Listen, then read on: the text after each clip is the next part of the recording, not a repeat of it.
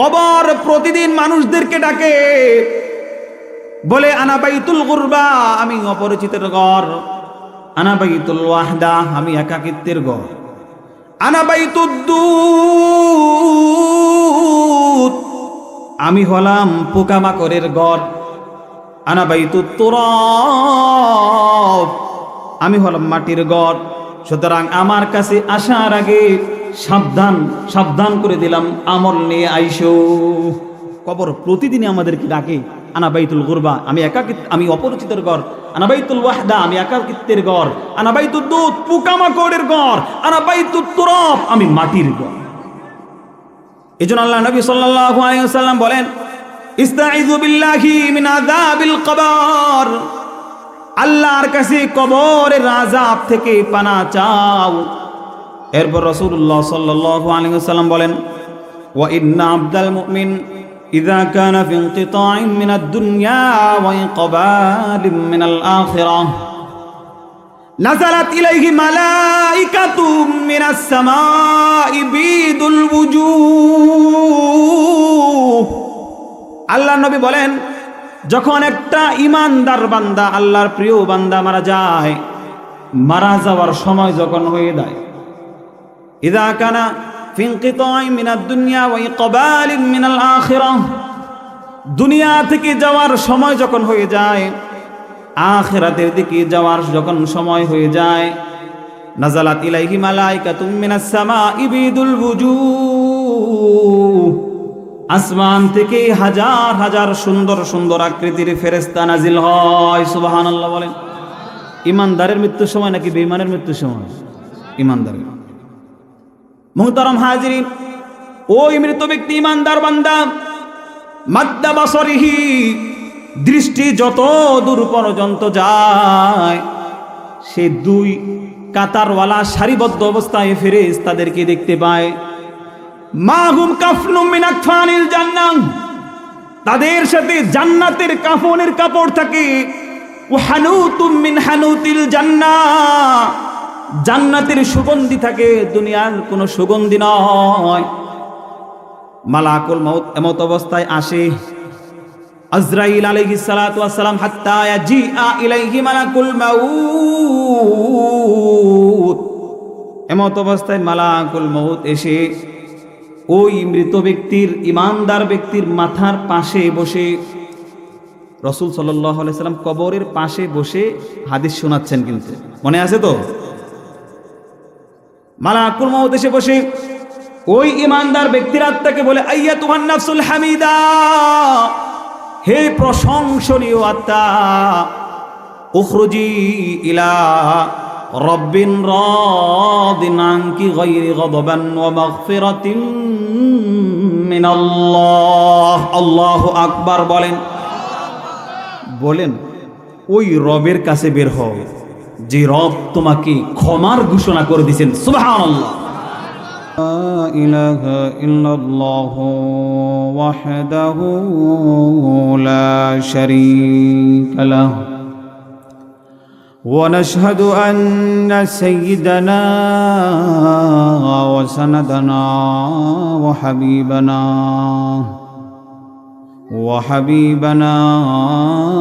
وطبيبنا وطبيب قلوبنا وأولانا ومولانا محمدا عبده ورسوله الذي أرسله بالحق إلى الخلق بشيرا ونذيرا وداعيا إلى الله بإذنه وسراجا وقمرا منيرا. أما بعد، فأعوذ بالله من الشيطان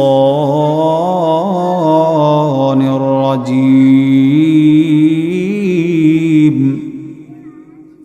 بسم الله الرحمن الرحمن الرحيم كل نفس ذائقة الموت وقال رسول الله صلى الله عليه وسلم الكيس من دان نفسه لما عمل بعد الموت صدق الله العظيم وصدق رسوله النبي الأمي الكريم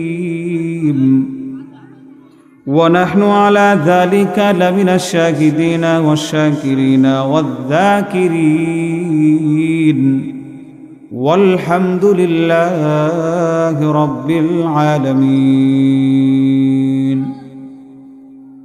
سبحانك لا علم لنا إلا ما علمتنا إنك أنت العليم الحكيم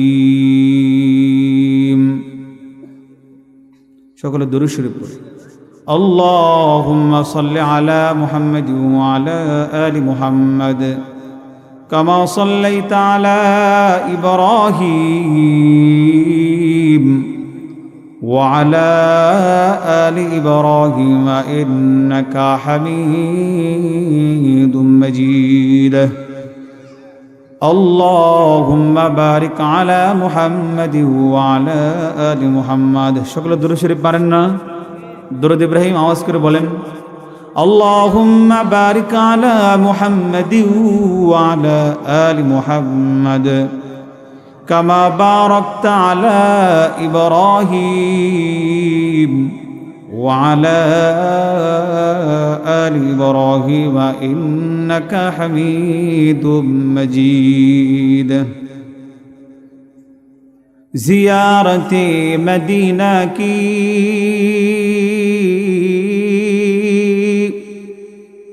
دل میں ہے تمنا زیارت مدینہ کی دل میں ہے تمنا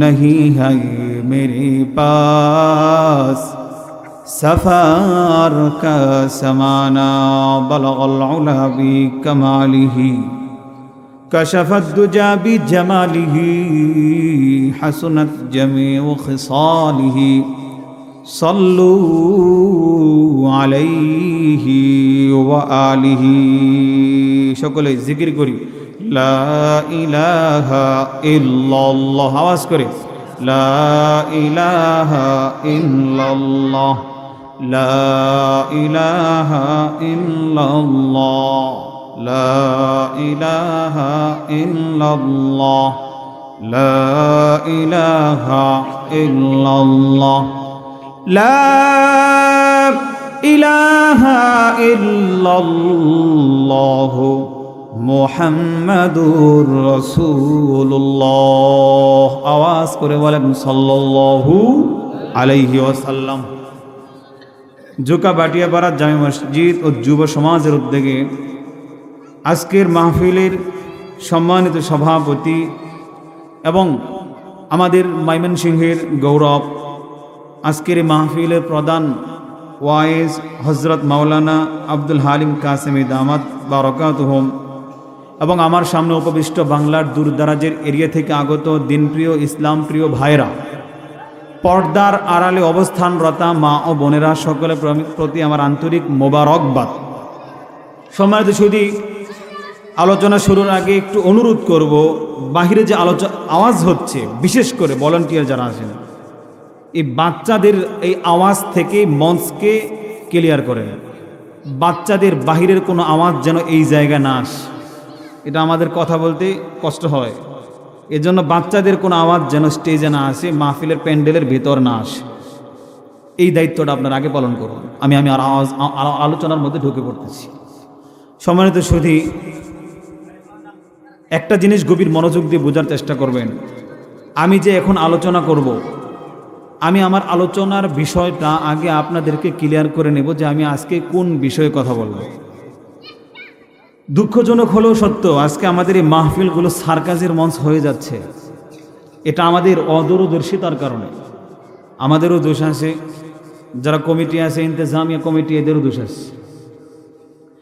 মাহফিলে কি আলোচনা হয়, কি বিষয়ে আলোচনা হয়, পুরো আলোচনা তো দূরের কথা, পরদিন যদি জিজ্ঞেস করা হয় অমুক হুজুর কি বিষয় নিয়ে কথা বলেছিল, বিষয় তো আলোচনা তো দূরের কথা, বিষয়টা পর্যন্ত বলতে পারে না। কথা বলেন ঠিক কিনা?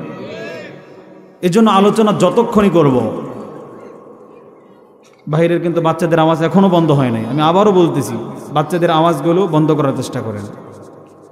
এজন্য মুহতারাম হাজিরিন, আলোচনা বোঝা তো দূরের কথা, বিষয়টা বলতে পারে না কি বিষয়ে কথা হয়েছে। এজন্য আমি আপনাদের আলোচনাটা বোঝার সুবিধার্থে, আমি কি বিষয়ে কথা বলবো এটা বোঝার সুবিধার্থে আমি আপনাদেরকে আজকে আমার আলোচ্য বিষয় জানিয়ে দিচ্ছি। আমি আজকে আলোচনা করব নেককার এবং বদকার বান্দার মৃত্যু নিয়ে। আলোচনার বিষয় কি হলো? নেককার এবং বদকার বান্দা। নেককার বান্দার কিভাবে জান কবজ করা হবে, বদকার বান্দার কিভাবে জান কবজ করা হবে, এটা নিয়ে ইনশাআল্লাহ আলোচনা করার চেষ্টা করব এবং সেখান থেকে যেন আমরা প্রত্যেকে একটা শিক্ষা নিয়ে নিতে পারি। আজকের এই মাহফিল থেকে আমাদের প্রত্যেকেরই নেককার হওয়া প্রয়োজন। কথা বলেন, কি হওয়া প্রয়োজন? হতে রাজি আছেন তো সকলে ইনশাআল্লাহ? কারা কারা রাজি আছেন হাত তোলেন। আল্লাহ সবাইকে নেককার বানিয়ে দিন, বলেন আমিন। সম্মানিত সুধী, আল্লাহ পাক রব্বুল আলামিন এই পৃথিবীর মধ্যে মানুষ সৃষ্টি করেছেন। আপনারা একটা কথার উত্তর দেন তো দেখি, যে এই পৃথিবীর মধ্যে শুধুমাত্র কেবলমাত্র আল্লাহ তাআলা মানুষই সৃষ্টি করেছেন, নাকি আল্লাহ তাআলার আরও সৃষ্টি আছে? আরও বহুত সৃষ্টি আছে। মোট কত সৃষ্টি? 18,000 মধ্যে সীমাবদ্ধ করা আমাদের উচিত নয়। আল্লাহ তাআলার এক কথায় সৃষ্টি হলো অগণিত। কথা বলেন, কত? অগণিত। এই সমস্ত সৃষ্টির মধ্যে আল্লাহ তাআলা মানব জাতিকে সবচাইতে শ্রেষ্ঠ করে সৃষ্টি করেছেন। সুবহানাল্লাহ। কেন সৃষ্টি করেছেন, কেন শ্রেষ্ঠ করে সৃষ্টি করেছেন, অনেক ব্যাখ্যা আছে। আমি সংক্ষেপে যদি আপনাদেরকে বলি, আল্লাহ পাক রব্বুল আলামিন পৃথিবীর মধ্যে যত নবী রাসূল প্রেরণ করেছেন, বাবা আদম আলাইহিস সালাম থেকে নিয়ে রাসূলুল্লাহ সাল্লাল্লাহু আলাইহি ওয়াসাল্লামের আগ পর্যন্ত, ঈসা আলাইহিস সালাম পর্যন্ত সমস্ত নবী রাসূলদের উম্মতদেরকে আল্লাহ এই শ্রেষ্ঠত্বের মাকাম দেন নাই, যে শ্রেষ্ঠত্বের মাকাম আমাদেরকে দিয়েছেন। কেন কেন তারা শ্রেষ্ঠ হতে পারে নাই, কেন আমরা শ্রেষ্ঠ হয়েছি? একটা ছোট্ট দৃষ্টান্ত যদি আমি আপনাদেরকে দেই, ক্লিয়ার হয়ে যাবে। ধরেন আপনার একজন সাথী, একসাথে বেড়ে উঠেছেন, শৈশব অতিবাহিত করেছেন, কৈশোর অতিবাহিত করেছেন, বড় হয়েছেন, কোনো ক্রমে আপনার এই সাথী এমপি হয়ে গেছে। কি হয়েছে বলেন তো দেখি? এমপি হওয়ার কারণে আপনার এই সাথীর উপর দায়িত্ব আসছে কি আসে নাই? মন্ত্রীর পক্ষ থেকে, সরকারের পক্ষ থেকে দায়িত্ব আসে নাই? দায়িত্বের কারণে গড় হলো আলাদা, বাসা হলো আলাদা, থাকা খাওয়ার স্টাইল হলো আলাদা, গাড়ি হলো আলাদা। এখন যদি ওই যে একসাথে বেড়ে উঠেছে শৈশবকালে, ছোটবেলায়, সে যদি বলে ওর গাড়ি কেন, আমার গাড়ি নাই কেন, ওর সরকারের পক্ষ থেকে বাসা কেন, ওর পেছনে সবসময় 2 জন পুলিশ সবসময় থাকে কেন, আমার থাকে না কেন, এটা তার জন্য কি বোকামি না? কেন তার জন্য সবসময় পুলিশ থাকে? সেফটির জন্য। কেন তার বাড়ি আলাদা সরকারের পক্ষ থেকে দেওয়া হলো, সরকারের পক্ষ থেকে গাড়ি দেওয়া হলো? এই জন্য সরকারের পক্ষ থেকে দায়িত্ব এসেছে বিদায়। ঠিক তদ্রূপভাবে অতীতে আল্লাহ পাক রব্বুল আলামিন যত নবী রাসূলদের উম্মত বানিয়েছেন, কোন নবী রাসূলদের উম্মত দাওয়াতের কাজ করার সৌভাগ্য লাভ করেন নাই। অন্য অন্য নবীদের উম্মত দাওয়াতের, দ্বীনের দাওয়াতের, ইসলামের দাওয়াতের, দ্বীনের দাওয়াত দিবে তো দূরের কথা, নবী ইন্তেকালের পর তারাই হকের প্রতি, একত্ববাদের প্রতি বিশ্বাস স্থাপন করতে পারে নাই, তারাও ভ্রষ্ট হয়ে যাওয়ার উপক্রম হয়েছে। পরবর্তীতে আল্লাহ অন্য নবী রাসূল পাঠিয়ে তাদেরকে আবার হেদায়েতের পথে পরিচালিত করছে। নবী রাসূলদের পথ দাওয়াত ও তাবলীগের পথ, দ্বীন প্রচারের পথ, আল্লাহর একত্ববাদ মানুষের ঘরে ঘরে দাঁড়ে দাঁড়িয়ে পৌঁছানোর দায়িত্ব ছিল নবী রাসূলদের উপর। নবী রাসূলদের ওই কাজ বর্তমানে রাসূলুল্লাহ সাল্লাল্লাহু আলাইহি ওয়াসাল্লামের উম্মতদের উপর আবশ্যক হওয়ার কারণে, ওই নবীওয়ালা কাজ রসুলের উম্মত করার কারণে রসুলের উম্মত, আমাদের নবীর উম্মত, আমরা সবচাইতে বেশি দামি হয়ে গেছি। একই পৃথিবীতে তারা হাওয়া নিয়েছে, ঈসা আলাইহিস সালাতু ওয়াস সালামের উম্মত। একই পৃথিবীতে তারা থেকেছে, ঘুরেছে ফিরেছে, মুসা আলাইহিস সালাতু ওয়াস সালামের উম্মত, একই উম্মত। তারাও এই পৃথিবীর গ্রাণ নিয়েছে, তারাও সূর্যের আলো নিয়েছে, তারাও রোদের তাপ নিয়েছে। মুহতারাম হাজিরিন, আমরাও নিচ্ছি, আমরাও পৃথিবীর গ্রাণ নিচ্ছি, রোদের তাপ আমরাও পোহাচ্ছি, আমরাও চন্দ্রের সূর্যের আলো নিচ্ছি। একই পৃথিবীতে তারা বসবাস করার কারণে তারা শ্রেষ্ঠ হয় নাই, এজন্য তারা নবীওয়ালা কাজ পায় নাই। আমরা শ্রেষ্ঠ হয়েছি, এই জন্য নবীওয়ালা কাজ আমরা পেয়েছি। সুবহানাল্লাহ বলবেন না? এই জন্য আমরা শ্রেষ্ঠ। মুহতারাম হাজিরিন, এই পৃথিবীতে আল্লাহ তাআলা আমাদের প্রত্যেককেই নির্ধারিত টাইম দিয়ে, নির্ধারিত ওয়াক্ত, নির্ধারিত সময় দিয়ে পৃথিবীতে পাঠিয়েছেন। যেমন ধরেন, আমাদের মধ্য থেকে অনেক মানুষ বিদেশে যায় না? কথা বলেন, কেন যায়? শুধু শুয়ে থেকে বসে থাকার জন্য যায়, নাকি অর্থকরী টাকা উপার্জন করার জন্য যায়? উপার্জন। নির্ধারিত ভিসার ওয়াক্ত, সময় যখন শেষ হয়ে যায়, তখন তার হয়তো আশা লাগতে পারে, কিংবা সেখানে চুরি করে পালিয়ে থাকতে হয়। কথা বলেন ঠিক কিনা? কিন্তু মালিক আমাদের প্রত্যেককেই প্রত্যেকের নির্ধারিত ওয়াক্ত আছে, প্রত্যেকের নির্ধারিত ভিসা আছে। কারো 60, কারো 70 বছর, কারো 100 বছর, কারো 10 বছর, কারো 20 বছর, কারো 5 বছর, কারো 5 মাস, কারো 1 মাস, কিংবা কারো ভূমিষ্ঠ হওয়ার পরই। হয় কি হয় না? আমাদের ভিসা আছে না? টাইম আছে না? মালিকের ভিসার ওয়াক্ত, সময় যখন শেষ হয়ে যাবে, আল্লাহর প্রেরিত ফেরেশতা মালাকুল মাউত, ওই পুলিশ এসে আমাদেরকে নির্ধারিত টাইম শেষ হয়ে গেলে আল্লাহর কাছে নিয়ে যাবে। কথা বলেন ঠিক কিনা? এজন্য আমাদের উচিত হলো এই ভিসার ওয়াক্ত টাইম শেষ হওয়ার আগেই আমাদের আল্লাহর প্রিয় হওয়া। কথা বলেন ঠিক কিনা? প্রথমত আমি আপনাদেরকে জানাবো, গভীর মনোযোগ দিয়ে বুঝবেন, মাঝে মাঝে কিছু প্রশ্নও করব। বলেন তো দেখি, আল্লাহ তাআলা আমাদেরকে কেন বানিয়েছেন? কথা বলেন। এটা শুধু আমাদের কথা নাকি আল্লাহর কথা? আল্লাহ বলেন, আমাদেরকে সৃষ্টির লক্ষ্য আল্লাহ জানিয়ে দিচ্ছেন। ওয়ামা খালাকাতুল জিন্না ওয়াল ইনসা ইল্লা লিয়াবুদুন। আল্লাহ বলেন, এই পৃথিবীতে যত জিন এবং ইনসান সৃষ্টি করেছি, সমস্ত জিন এবং ইনসানদেরকে, মানুষদেরকে এবং জিনদেরকে আমি রব আমার ইবাদত করার জন্য সৃষ্টি করেছি। সুবহানাল্লাহ বলবেন না? একটা জিনিস আমরা শিখলাম, আমাদেরকে আমাদের রব তার ইবাদতের জন্য বানিয়েছেন। 2 নাম্বার, ইবাদত করব কতটুকুন সময় পর্যন্ত? আমি আবারও বলছি, গভীর মনোযোগ দেন। ইবাদতের টাইম কত বছর পর্যন্ত?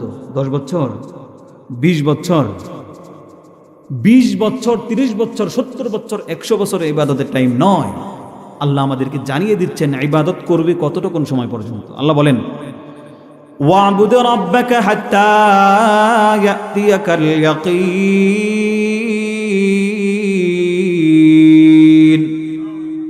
আল্লাহ বলতেছেন, ইবাদত তোমাদের নির্ধারিত টাইম এই জন্য নয়, 1 বছর নয়, 10 বছর নয়, 20 বছর নয়, বরং হায়াত যতটুকুন পর্যন্ত শরীরের মধ্যে আছে, দেহের মধ্যে যতটুকুন পর্যন্ত হায়াত আছে, ততটুকুন সময় পর্যন্ত, মৃত্যু পর্যন্ত ওই রবের ইবাদত। প্রথম জানলাম রব বানিয়েছেন কেন? ইবাদত করার জন্য। দ্বিতীয়ত জানলাম ইবাদত কতক্ষণ পর্যন্ত করব? মৃত্যু পর্যন্ত। এখন প্রশ্ন, মৃত্যু কি আসবে? আল্লাহ বলেন, কুল্লু নাফসিন যায়িকাতুল মাউত। আল্লাহ বলেন, প্রতিটি প্রাণীর, যাকে আল্লাহ তাআলা রূহ দিয়েছেন, যে নড়ানড়ি করতে পারে, খেতে পারে, চলতে পারে, ফিরতে পারে, বিচরণশীল প্রাণী, প্রত্যেক প্রাণীকেই এ দুনিয়া ছেড়ে চলে যেতে হবে। কেন মরব এটা বয়ানের শেষে বলবো। কেন মারা যাব? কথা বলছেন, কেন মারা যাব কখন বলবো? বয়ানের শেষে বলবো কেন মারা যাব ইনশাআল্লাহ। এই যে মারা যাব, আমরা কোথাও কি পালিয়ে বাঁচতে পারবো? কথা বলেন। আল্লাহ বলেন, قُلْ لَنْ يَنْفَعَكُمُ الْفِرَارُ إِنْ فَرَرْتُمْ مِنَ الْمَوْتِ। আল্লাহ পাক রব্বুল আলামিন বলেন, ওগো নবী, দুনিয়ার মানুষদেরকে জানিয়ে দিন, লা ইয়ানফাকুমুল ফিরারু ইন ফারারতুম মিনাল মাউত, ওই মৃত্যু থেকে পলায়ন তোমরা কখনোই করতে পারবে না যদি তোমরা মৃত্যু থেকে পলায়ন করতে চাও। মৃত্যু থেকে পলায়ন সম্ভব? কথা বলেন, সম্ভব না। যদি মজবুত কোনো দুর্গে বসবাস করি, কোন এমন দুর্গে ঢুকলাম যে দুর্গে হাওয়া যাইতে পারে না, বাতাস যাইতে পারে না, পিঁপড়া যাইতে পারে না, বাঁচতে পারবো? আল্লাহ বলেন, আইনামা তাকুনু ইউদরিকুমুল মাউত ওয়ালাউ কুনতুম ফি বুরুজিম মুশাইয়াদা। আইনামা তাকুনু, যেখানেই থাকো না কেন, মজবুত কোন দুর্গেও যদি তোমরা আশ্রয় গ্রহণ করো, ইউদরিকুমুল মাউত, ওই মজবুত দুর্গেও মালাকুল মউত তোমাদের কাছে পৌঁছবে। মাটির গভীরে যদি বাসা করো, গর্ত করে হাজার হাজার ফিট পানির নিচে যদি অবস্থান করো, ওই হাজার হাজার ফিট পানির নিচেও আমার ফেরেশতা মালাকুল মউত প্রবেশ করবে, বাঁচতে পারবা না। ঠিক কিনা? যদি বিমানের মধ্যে দেখো 70,000 80,000 ফিট উপরেও যদি অবস্থান করো, তাহলেও তোমরা বাঁচতে পারবা না। আল্লাহ তাআলা সূরা জুমার মধ্যে বলেন, কুল ইন্নাল মাউতাল্লাযী তাফিররুনা মিনহু ফাইন্নাহু মুলাকীকুম। আল্লাহ বলেন, হে নবী, আপনি জানিয়ে দেন, যেই মৃত্যু থেকে তোমরা পলায়ন করো, ওই মৃত্যু থেকে তোমরা বাঁচতে পারবা না। মুহতারাম হাজিরিন, মানুষ যখন মারা যাবে বাপ, এরকম অবস্থায় অনেকে আল্লাহর কাছে আবদার করবে, লাউলা আখারতানি ইলা আজালিন করিব। মৃত্যুর ফেরেশতা যখন এসে পড়বে, মালাকুল মউত যখন এসে পড়বে, হায়াত যখন শেষ হয়ে যাবে সে বুঝবে। মালাকুল মউত যখন জান কবজ করার জন্য আসবে, মালাকুল মউত বলবে, লাউলা আখারতানি ইলা আজালিন করিব, একটু সময় যদি দাও, ফাআসাদদাক ওয়া আকুম মিনাস সালিহিন, দান সদকা করব, ভালো আমল করব, নেক আমল করে প্রস্তুতি নিয়ে আসব। মুহতারাম হাজিরিন, আল্লাহ পাক রব্বুল আলামিন পরবর্তী আয়াতের মধ্যে জানিয়ে দেন, ওয়ালা ইউআখিরুল্লাহু নাফসান ইযা জাআ আজালুহা, নির্ধারিত সময় যখন রবের পক্ষ থেকে এসে পড়বে, 1 সেকেন্ডও সময় দেওয়া হবে না। কথা বলেন ঠিক কিনা? আল্লাহ পাক রব্বুল আলামিন সূরা ইউনূসের মধ্যে বলেন, ফাইযা জাআ আজালুহুম লা ইস্তাখিরুনা সাআতাও ওয়া লা ইস্তাকদিমুন। নির্ধারিত সময় যখন এসে পড়বে, মরার টাইম যখন এসে পড়বে, হায়াত যখন শেষ হয়ে যাবে, 1 মুহূর্ত আগেও হবে না, 1 মুহূর্ত পরেও হবে না। কে বলেন? কথা বলেন। আল্লাহ। মুহতারাম হাজিরিন, নির্ধারিত ওয়াক্ত আসলে মৃত্যু হয়েই যাবে। কথা বলেন ঠিক কিনা? ইমাম গাজ্জালী রাহমাতুল্লাহি আলাইহি বিখ্যাত দার্শনিক ছিলেন। ইমাম আবু হামিদ গাজ্জালী রাহমাতুল্লাহি আলাইহি তার বিখ্যাত কিতাব আত-তিবরুল মাসবুকের মধ্যে উল্লেখ করেন একটা ঘটনা উল্লেখ করেন। এক আল্লাহর বান্দা, প্রিয় বান্দা, এক বুজুর্গের মধ্যে তার বুজুর্গের ওই প্রিয় বুজুর্গের একটা মজলিস চলাকালীন অনেকগুলো মানুষ ছিল, আল্লাহর সেই বান্দা নসিহত করতেছিল। মুহতারাম হাজিরিন, যেমন ধরেন আমি নসিহত করতেছি, আপনারা শুনতেছেন, অনেকগুলো শ্রোতা। হঠাৎ এক লোক আসলো ইমাম গাজালির সেই মজলিসে, এসে আল্লাহর এক বান্দার দিকে তীব্র দৃষ্টি হেনে, আল্লাহর বান্দার দিকে তীব্র দৃষ্টিতে তাকিয়ে সেখান থেকে চলে গেল। আল্লাহর যেই বান্দার দিকে তীব্র দৃষ্টিতে তাকালো, ওই বান্দা ভয় পেয়ে গেল। ওই বুজুর্গ বলল, কিভাবে বুঝলাম? আর তো অমন মনে হচ্ছে না।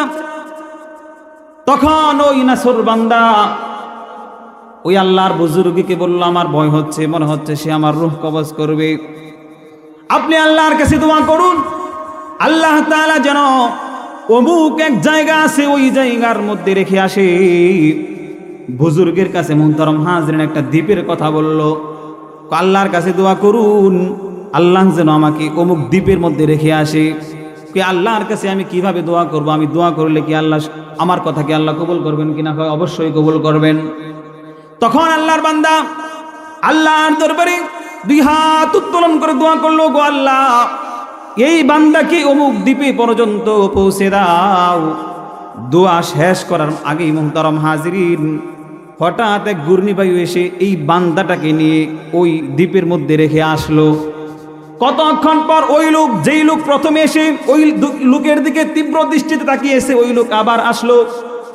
আল্লাহর প্রিয় বান্দা সেই বুজুর্গ ওই লোককে ডাকলেন, বললেন যে মানুষের মধ্যে সভ্যতা, ভদ্রতা, শিষ্টাচার, আদব আখলাক একটা আছে। এমন আচরণ করা ঠিক না, এমন কথা বলা ঠিক না। যেই আচরণ, যেই কথাবার্তা বলার কারণে কোনো মানুষ কষ্ট পায়। তখন ওই লোকটাকে বলল যে কতক্ষণ আগে এক লোকের দিকে তীব্র দৃষ্টিতে তাকিয়েছো, কেন তাকিয়েছো? সে তো ভয় পেয়ে গেছে। আল্লাহর সে বান্দা বলল, হুজুর, আপনার কানে কানে কথা বলতে হবে। হুজুর যখন কান এগিয়ে দিল, মুখটা এগিয়ে লোক বলল, হুজুর, আমি মালাকুল মাউত। আল্লাহর কাছে এই পৃথিবীর মধ্যে যত প্রাণী আছে, যত জিন ইনসান মাখলুক আছে, সমস্ত প্রাণীদের মৃত্যু কখন হবে, কিভাবে হবে, সব কিছু আমার কাছে লিপিবদ্ধ করা আছে। ঘটনাক্রমে এই লোক যেখানে বসেছিল, এই লোকটার জান কবজ করার জন্য আল্লাহর পক্ষ থেকে আমি আদেশ প্রাপ্ত হয়েছি। কথা অনুযায়ী নির্ধারিত একটু পরে তার জান কবজ করার কথা, কিন্তু দুঃখজনক হলো যেই জায়গায় করার কথা ওই দ্বীপের মধ্যে এসে দেখলাম আল্লাহর এই বান্দা নাই। আমি চিন্তা করলাম এই আল্লাহর বান্দা তো নাই, তাহলে দেখি কোথায়? এসে দেখি আপনার মজলিসের মধ্যে বসে আছে। চিন্তা করলাম যেই মজলিসে আপনার কাছে বসে আছে, এখান থেকে যদি সে যায় ওই দ্বীপ পর্যন্ত কমপক্ষে 8 দিন লাগবে। আওয়াজ করে বলেন, কয় দিন লাগবে? 8 দিন। কিন্তু কতক্ষণ পর তার জান কবজ করার কথা। আমি চিন্তা করলাম এই লোক কি সেই লোকই কিনা, এজন্য গভীর দৃষ্টিতে তাকিয়েছি, দেখেছি এই লোকই কি সেই লোক কিনা। যখন নিশ্চিত হয়ে দেখলাম এই লোকই তো সেই লোক, তখন আমি এখান থেকে চলে ওই দ্বীপের মধ্যে চলে গেলাম, এটা ভেবে যে আল্লাহর হুকুম হলো নির্ধারিত টাইমে আমার সেখানে উপস্থিত থাকা। আমি উপস্থিত থাকলাম। বুজুর্গ বলতেছে, তারপর কি হলো? হুজুর, আশ্চর্যের বিষয় হলো ওই দ্বীপের মধ্যে যখন আমি গেলাম, আমি যাওয়ার আগেই আল্লাহর এই বান্দা উপস্থিত। তারপরে যথা সময়ে তার রূহ কবজ করে আপনার কাছে চলে আসলাম। আল্লাহু আকবার বলে। এটার এই আয়াত দ্বারা বুঝে আসে, ফাইদা জা আজালুহুম লা ইস্তাখিরুনা সাআতাও ওয়ালা ইস্তাকদিমুন। নির্ধারিত সময় যখন এসে পড়বে, আল্লাহর পক্ষ থেকে সময় যখন এসে পড়বে, নির্ধারিত হায়াত যখন শেষ হয়ে যাবে, আমার বন্ধুগণ, যেই মুহূর্তে হবে, যেই জায়গায় হবে, 1 সেকেন্ড আগেও হবে না, 1 সেকেন্ড পরেও হবে না। কথা বলেন ঠিক কিনা? এখন আসেন, প্রথম প্রশ্ন করেছি, আল্লাহ আমাদেরকে কেন বানিয়েছেন? বলেন তো, আল্লাহ আমাদেরকে কেন বানিয়েছেন? আওয়াজ করে বলেন। ইবাদত করব কতটুকু সময় পর্যন্ত? আওয়াজ করে বলেন। আমি তো শুরুতেই বলেছি কিছু প্রশ্ন করব, মৃত্যু পর্যন্ত। মৃত্যু কি আসবে? কতগুলো আয়াত দ্বারা আমরা জেনে নিলাম যে মৃত্যু অবশ্যই আসবে। আমার বন্ধুগণ, মৃত্যু যেহেতু এসেই পড়বে, আমাদের এই মুহূর্তে জানা দরকার আল্লাহর প্রিয় বান্দা যারা আছে, নেককার বান্দা যারা আছে এদের মৃত্যু কেমন হবে, আর বদকার যারা আছে এদের মৃত্যুটা কেমন হবে জানা দরকার আছে নাকি নাই? এ প্রসঙ্গে আমি আপনাদেরকে একটা হাদিস শোনাবো, যে হাদিসটা মুসনাদ আহমদ এসেছে, আবু দাউদ শরীফে আসছে, এমনিভাবে মিশকাত শরীফে হাদিসটা এসছে। হাদিসটা হলো বারা ইবনে আযেব রাদিয়াল্লাহু তাআলা আনহু, রাসূলুল্লাহ সাল্লাল্লাহু আলাইহি ওয়াসাল্লামের সাহাবী। আওয়াজ করে বলেন নাম কি? বারা ইবনে আযেব রাদিয়াল্লাহু তাআলা আনহু। বারা ইবনে আযেব রাদিয়াল্লাহু তাআলা আনহু বলেন, খরজনা মা রাসূলিল্লাহি সাল্লাল্লাহু আলাইহি ওয়াসাল্লাম ফি জানাজাতি রাজুলিন মিনাল আনসার। আমরা একজন আনসারী সাহাবীর জানাজার জন্য রাসূলের সাথে বের হলাম। গভীর মনোযোগ দিয়ে শুনতেছেন তো? রাসূলুল্লাহ সাল্লাল্লাহু আলাইহি ওয়াসাল্লামের সাথে একজন আনসারী সাহাবীর জানাজার জন্য বের হলাম। ফান্তাহাইনা ইলাল কবর, আমরা কবর পর্যন্ত পৌঁছে গেলাম। তার আগে বোঝেন যে আপনাদের উত্তর পাড়ার একজন মানুষ মারা গেলে দক্ষিণ পাড়ার মানুষ আসে কি আসে না? আসে। যেই জায়গায় কবর খোঁড়ে সেখানে যায় কি যায় না? যায়। তো রাসূলুল্লাহ সাল্লাল্লাহু আলাইহি ওয়াসাল্লামও জানাজার জন্য আসছেন। জানাজার স্থানে যাওয়ার আগে ওই কবরের সামনে রাসূল যখন আসলেন, ফাজালাসা রাসূলুল্লাহ সাল্লাল্লাহু আলাইহি ওয়াসাল্লাম, রাসূলুল্লাহ সাল্লাল্লাহু আলাইহি ওয়াসাল্লাম বসে পড়লেন। বারা ইবনে আযেব রাদিয়াল্লাহু তাআলা আনহু বলেন, আমরাও রাসূলের সাথে বসে পড়লাম। ও জালাসনা হাওলা, আমরাও তার চতুর্পাশে বসে পড়লাম। এমত অবস্থায় অফি ইয়াদিহি উদুন, রাসূলুল্লাহ সাল্লাল্লাহু আলাইহি ওয়াসাল্লামের এক হাতের মধ্যে লাঠি ছিল, কাঠি আছে না? কাঠি, রাসূলের হাতে কাঠি ছিল। ইয়ানকুসু বিহাল আরদ, রাসূলুল্লাহ সাল্লাল্লাহু আলাইহি ওয়াসাল্লাম যে কাঠির মাধ্যমে, খেয়াল করেন সকলে, জমিনের মধ্যে এভাবে দাগাচ্ছিল, খোঁজাচ্ছিল। আমরা করি না অনেক সময়, খোঁজাই, একটা কাঠি হাতে নিয়ে নিজ দিকে তাকিয়ে খোঁজাই না, এভাবে খোঁজাচ্ছিল। বারা ইবনে আযেব বলেন, রাসূল নিজ দিকে তাকিয়ে এটা করতেছিল। তো আমরা ভাবলাম রাসূল কেন ওপর দিকে তাকাচ্ছে না। ফারাফা রাসা, এরপর রাসূলুল্লাহ সাল্লাল্লাহু আলাইহি ওয়াসাল্লাম মাথা উত্তোলন করলেন। উত্তোলন করে আমাদেরকে কবরের দিকে তাকিয়ে বললেন, ইস্তাঈযু বিল্লাহি মিন আযাবিল কবর মাররাতাইন আও সালাসান। আল্লাহ নবী সাল্লাল্লাহু আলাইহি ওয়াসাল্লাম কবরের দিকে তাকিয়ে আমাদেরকে বললেন, আল্লাহর কাছে কবরের আযাব থেকে তোমরা পানা চাও। 2 বার অথবা 3 বার আল্লাহ নবী, বিশ্ব নবী জনাব মুহাম্মদুর রাসূলুল্লাহ সাল্লাল্লাহু আলাইহি ওয়াসাল্লাম আমাদেরকে বললেন 2 বার অথবা 3 বার এই কথাটা বললেন যে কবরের আযাব থেকে তোমরা পানা চাও। আমার বন্ধুগণ, আল্লাহ নবী কেন বললেন কবরের আযাব থেকে পানা চাও?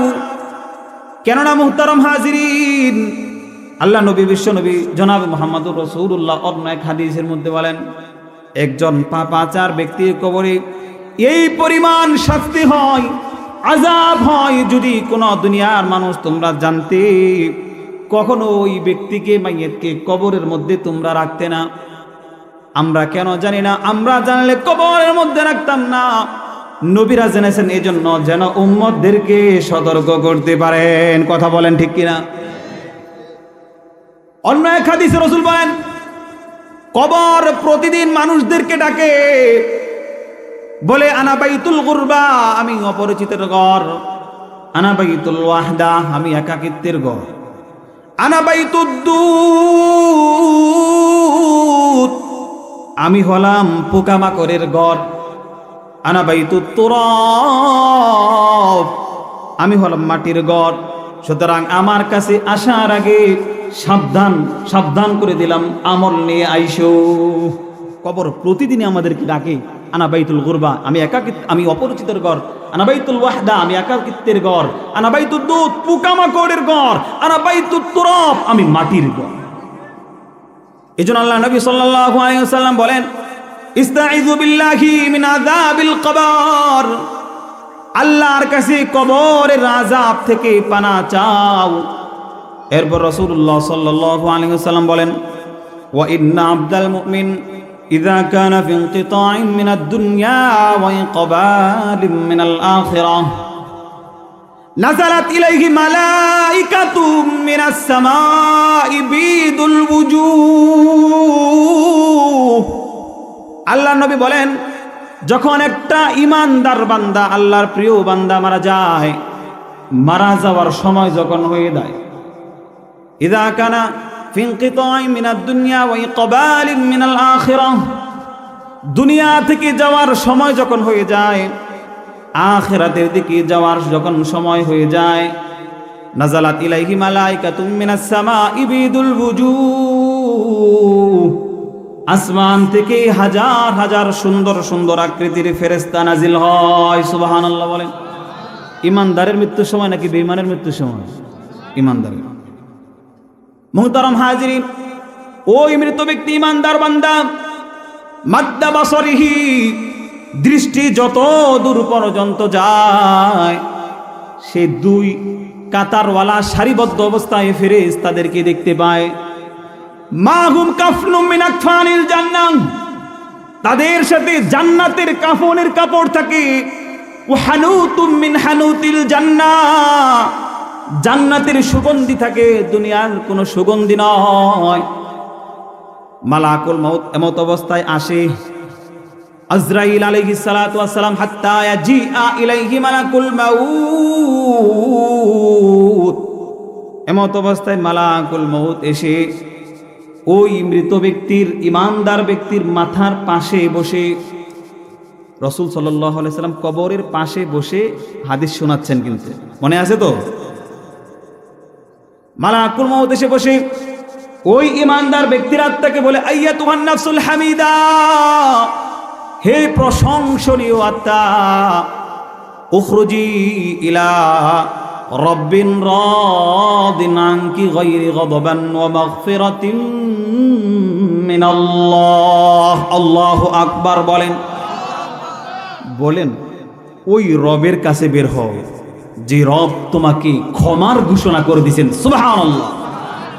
মালাকুল মউত এর কথা যখন ঈমানদার বান্দা শুনে, হাদিসের মধ্যে আছে, রাসূল বলেন, তাখরুজু তাসিলু কামা তাসিলুল কতরাতু মিন ফিস সিকা, পাত্রের মধ্যে থেকে পানি যখন শেষে কেমনিভাবে যখন ঢালেন, ঢালার পরে অবশিষ্ট পানি আরামসে পড়ে যায় কি যায় না?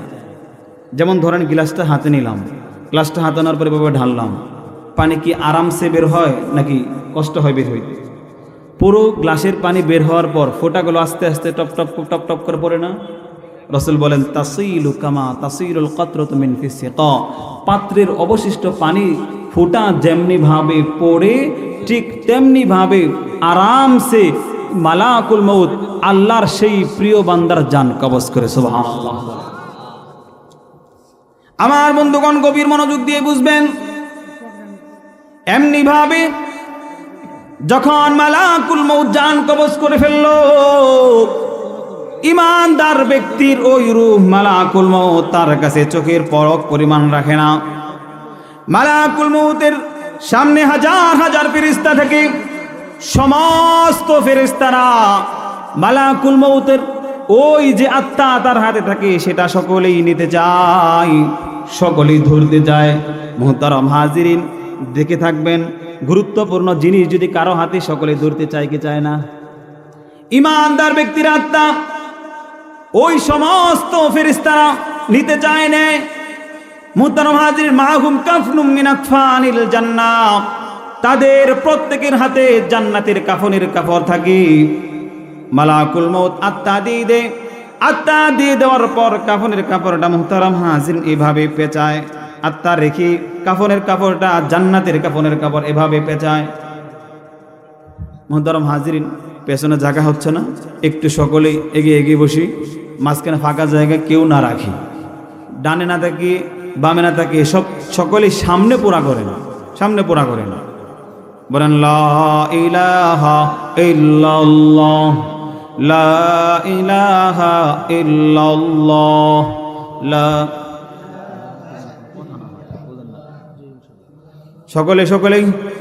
সকলে হরকত করি, লা ইলাহা ইল্লাল্লাহ, লা ইলাহা ইল্লাল্লাহ, সকলেই সামনে সামনে পুরা করি, লা ইলাহা ইল্লাল্লাহু মুহাম্মাদুর রাসূলুল্লাহ সাল্লাল্লাহু আলাইহি ওয়াসাল্লাম। আমার বন্ধুগণ, গভীর মনোযোগ দিয়ে শুনুন। মালাকুল মউত যখন ঈমানদার ব্যক্তির রূহ কবজ করে, কবজ করার পর সামনে যে হাজার হাজার ফেরেশতা থাকে, ফেরেশতাদের কাছে আত্মা দিয়ে দেয়। ফেরেশতারা সেই আত্মাটা জান্নাতের কাফনের মধ্যে পেঁচিয়ে ও হানুতুম মিন হানুতিল জান্নাহ, জান্নাতের সুগন্ধি লাগিয়ে ফায়াসাদুনা বিহা ইলাস সামা, আসমানের দিকে উঠতে থাকে। মুহতারাম হাজিরিন, আত্মা বহনকারী ফেরেশতারা যখন আত্মা নিয়ে উপরের দিকে উঠতে থাকে, সামনে যত ফেরেশতা পড়ে এই সুগ্রাণের কারণে সমস্ত ফেরেশতারা জিজ্ঞাসা করে, কার আত্মা, কি নিয়ে যাচ্ছ, কোথায় নিয়ে যাচ্ছ? আত্মা বহনকারী ফেরেশতারা দুনিয়ার মধ্যে যেটা প্রসিদ্ধ নাম, যেই নামে দুনিয়ার সমস্ত মানুষ ওই ইমানদার বান্দাকে চিনত, ওই বিআহসানি আসমাইহি, সুন্দর নাম দ্বারা, বিআহসানি আসমাইহি আল্লাতী কানু ইউসাম্মুনা বিহা ফিদ দুনিয়া, দুনিয়ার মধ্যে যে সুন্দর নামে তাকে সম্বোধন করতো, ওই সুন্দর নাম সম্বোধন করে বলবেন ফুলান ইবনু ফুলানিন, এটা হলো অমুকের ছেলে, অমুকের আত্মা। কোথায় নিয়ে যাচ্ছ? উপরে নিয়ে যাচ্ছি, ইল্লিয়িন নিয়ে যাব। এভাবে মুহতারাম হাজিরিন, প্রথম আত্মা বহনকারী ফেরেশতারা প্রথম আসমানে নিয়ে যায়। প্রথম আসমানে নিয়ে যাওয়ার পরে প্রথম আসমানের দরজা খুলে দেওয়া হয়। প্রথম আসমানের ফেরেশতারা এভাবে মুহতারাম হাজিরিন সেই আত্মাটাকে দ্বিতীয় আসমান পর্যন্ত স্বাগত জানিয়ে জানিয়ে পৌঁছে দেয়। সুবহানাল্লাহ। কোন ব্যক্তির আত্মা? ইমানদার ব্যক্তির আত্মাকে। আল্লাহ আমাদের সব ভাইকে ইমানদার হিসেবে কবুল করুন, সকলে বলেন আমিন। মুহতারাম হাজিরিন, না জানি আমার আপনার সাথে কি হয়, আমি আপনি কি ইমানদার হতে পারি কিনা চিন্তার বিষয়। সকলে হবেন তো ইনশাআল্লাহ? চেষ্টা করবেন তো ইনশাআল্লাহ? আমার বন্ধুগণ, এভাবে দ্বিতীয় আসমানে যখন চলে যায়, দ্বিতীয় আসমানের দরজাও খুলে দেওয়া হয়। দ্বিতীয় আসমান থেকে এমনিভাবে তৃতীয় আসমান পর্যন্ত পৌঁছে যায়। এমনিভাবে তৃতীয়, চতুর্থ, পঞ্চম, ষষ্ঠ, সপ্তম নাম্বার আসমান পর্যন্ত পৌঁছে যায়। আল্লাহু আকবার বলেন। আমার বন্ধুগণ, সপ্তম আসমানে যখন পৌঁছে যায়, আল্লাহ পাক রব্বুল আলামিন ঘোষণা করে বলেন, উকতুবু কিতাব আবদি ফি ইল্লিয়িন, আমার এই বান্দার আত্মা তোমরা ইল্লিয়িনের মধ্যে লিখে দাও। ইল্লিয়িন আত্মা রেখে তার আমলনামা লিপিবদ্ধ করে দাও। সুবহানাল্লাহ। ইল্লিয়িন হলো একটা সুন্দর জগতের নাম। কিসের নাম? সুন্দর জগতের নাম।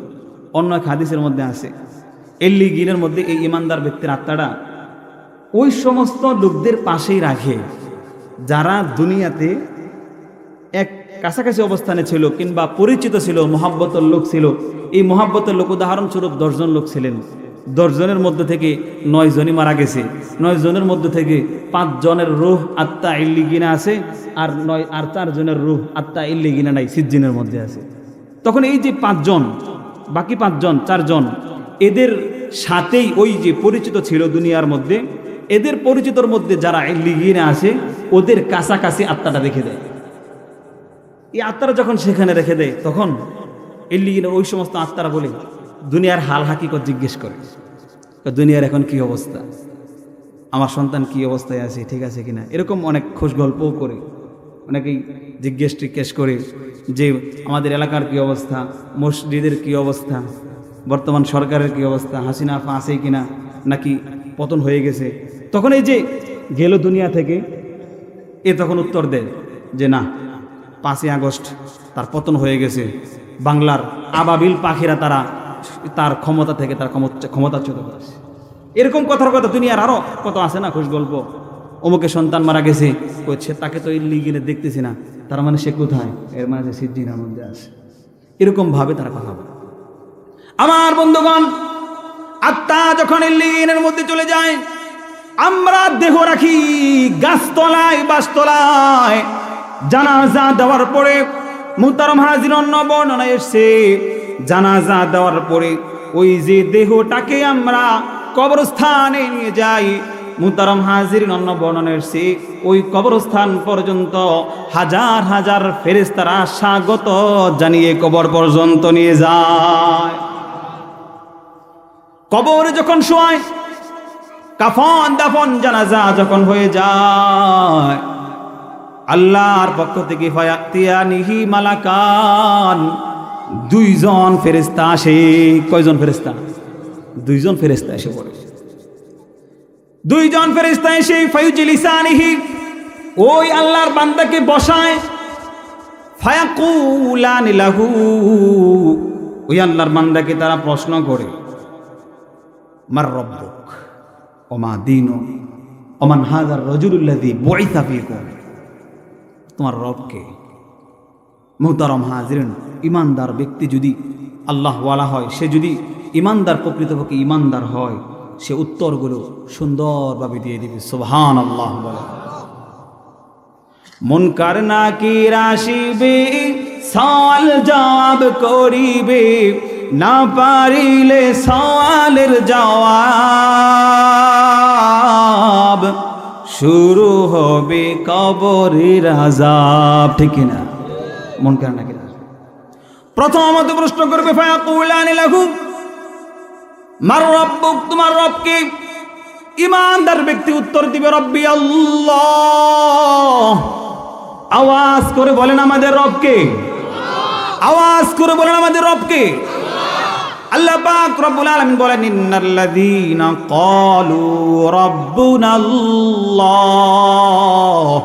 সুম্মা ইসতাকামু তাতানাজ্জালু আলাইহিমুল মালাইকাতু আল্লা তাখাফু ওয়ালা তাহজানু ওয়া আবশিরু বিল জান্নাতিল্লাতী কুনতুম তুআদুন। নিঃসন্দেহে যারা বলে আমাদের রব আল্লাহ, সুম্মা ইসতাকামু, এই কথার উপর অবিচল থাকে, তাতানাজ্জালু আলাইহিমুল মালাইকা ইনদাল মাউত, মৃত্যুর সময় তার কাছে ফেরেশতা নাজিল হয়। সুবহানাল্লাহ বলেন। তারা এসে বলে, আল্লাহ তাখাফু, ভয় পেও না। মানুষ যখন মারা যায় দুইটা বিষয় ভয় পায়। কথা বলেন কয়টা? আওয়াজ করে বলেন কয়টা? এক নম্বর বিষয় ভয় পায় যে মৃত্যুর পরে না জানি আমার অবস্থাটা কি হয়, এই ভয় তার মধ্যে থাকে।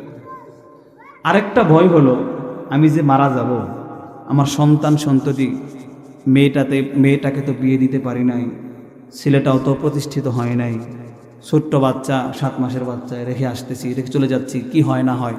দুইটা জিনিস চিন্তা করে, এক নিজের কি হবে সামনে, দ্বিতীয়ত তার আহালের কি হবে। কথা বোঝা আসছে? এই দুইটা বিষয়েই ফেরেশতা তাকে অভয় দেয়, টেনশন নাই। আল্লাহ তাখাফু, ভয় পেও না। আল্লাহ পাক রব্বুল আলামিন তোমাকে জান্নাতের ব্যবস্থা করে দিবেন। সুবহানাল্লাহ বলেন। ওয়ালা তাহজানু, ব্যতীত হয়ো না, চিন্তিত হয়ো না।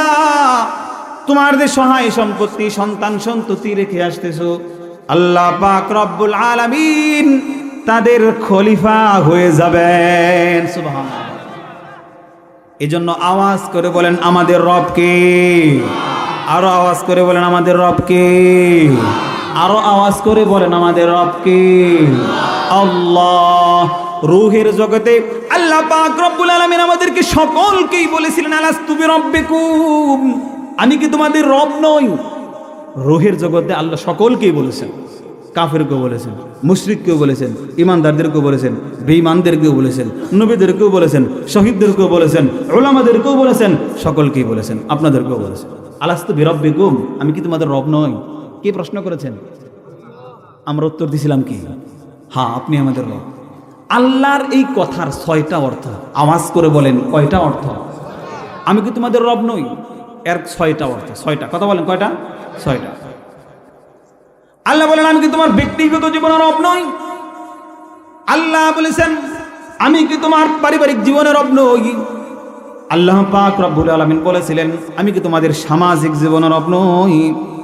আল্লাহ পাক রব্বুল আলামিন বলেছিলেন আমি কি তোমাদের অর্থনৈতিক জীবনের রব নই? আল্লাহ তাআলা বলেছিলেন, আমি কি তোমাদের রাষ্ট্রীয় জীবনের রব নই? আল্লাহ বলেছিলেন, আমি কি তোমাদের আন্তর্জাতিক জীবনের রব নই? আমার বন্ধুগণ, প্রথম আল্লাহ বলেছিলেন, আমি কি তোমাদের ব্যক্তিগত জীবনের রব নই? আমরা বলেছিলাম, ওগো আল্লাহ, আপনি আমাদের ব্যক্তিগত জীবনের রব। এই কথাটা তখনই ধর্তব্য হবে ব্যক্তিগত জীবনে যখন আমরা আল্লাহকে আল্লাহ হিসেবে মানব, আল্লাহর একত্ববাদ স্বীকার করব, হালাল ভাবে চলব, হারাম থেকে যখন বর্জন থাকব, এই কথাটা তখনই ধর্তব্য হবে। আল্লাহ বলেছিলাম, আমি কি তোমাদের পারিবারিক জীবনের রব নই? আমরা সকলে বলেছিলাম, ওগো আল্লাহ, আপনি আমাদের পারিবারিক জীবনের রব। এই কথাটা তখনই ধর্তব্য হবে পরিবারের মধ্যে যখন আমার সন্তান সন্ততি বিবি বাচ্চা যারা আছে এদেরকে হকভাবে চালাবো, সুন্দর পথে পরিচালিত করব, বিবিদেরকেও যখন পর্দায় রাখবো, স্ত্রীদেরকেও যখন পর্দায় রাখবো, মেয়েদেরকেও যখন পর্দায় রাখবো, সন্তানদেরকেও যখন হালাল হারাম শিক্ষা দিব। যদি এটা করে থাকি তাহলে আমি পারিবারিক জীবনেও আল্লাহকে রব মানলাম।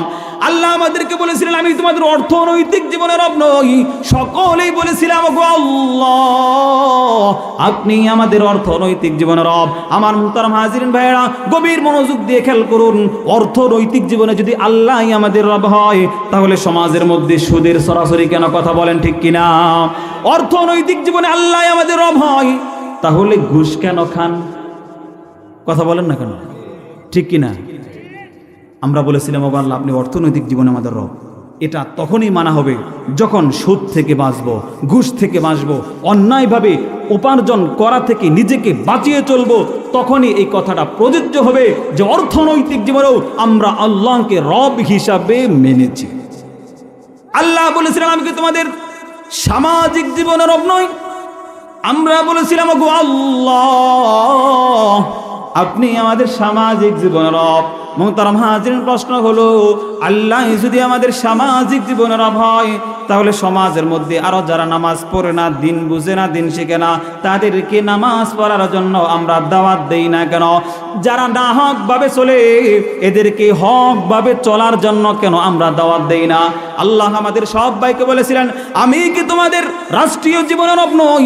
সকলেই বলেছিলাম, ওগো আল্লাহ, আপনি আমাদের রাষ্ট্রীয় জীবনের রব। মুহতারাম হাজিরিন, বুঝে থাকলে বলুন, রাষ্ট্রীয় জীবনে যদি আল্লাহ আমাদের রব হয়, রাষ্ট্রীয়ভাবে ইসলামকে যখন রাষ্ট্র ধর্ম থেকে বাদ দেওয়ার পরিকল্পনা করা হয়, রাষ্ট্রীয়ভাবে যখন কোন নাস্তিক মুরতাদ ইসলামের উপর, নবীর উপর, আল্লাহর উপর আঘাত করতে চায়, বাংলার মুসলমান প্রতিবাদ জানাতে প্রস্তুত আছেন নাকি নাই? আল্লাহ বলেছিলেন, আন্তর্জাতিক জীবনে কি আমি তোমাদের রব নই? আমরা বলেছিলাম, হ্যাঁ, আন্তর্জাতিক জীবনে আপনাদের রব। আন্তর্জাতিক জীবনের রব আল্লাহ যদি আমাদের রব হয়, আন্তর্জাতিকভাবে ইসলামকে যখন নিশ্চিহ্ন করার ষড়যন্ত্র করা হবে, আন্তর্জাতিকভাবে যখন বাংলাদেশের উপর শকুনদের দৃষ্টি পড়বে, বাংলার মুসলমানদের রাজপথে নেবে এর প্রতিবাদ জানাতে প্রস্তুত আছেন নাকি নাই? আল্লাহ আমাদের সবাইকে কবুল করুন। বলতেছিলাম, মালাকুল মউত প্রশ্ন করবে, মার রাব্বুক, তোমার রবকে? ইমানদার ব্যক্তি বলবে, রব্বি আল্লাহ, আমার রব হলো আল্লাহ। 2 নম্বর, ওমা দীনুক, তোমার ধর্ম কি ছিল? ইমানদার ব্যক্তি বলবে, দীনি আল ইসলাম। আওয়াজ করে বলেন, আমাদের ধর্ম কি? আওয়াজ করে বলেন, আমাদের ধর্ম কি? যদি কেউ বলে যে আমি ধর্ম নিরপেক্ষ ছিলাম, কি ছিলাম? ধর্ম নিরপেক্ষ, কিলকুটি একটাও কি মাটিতে পড়বে?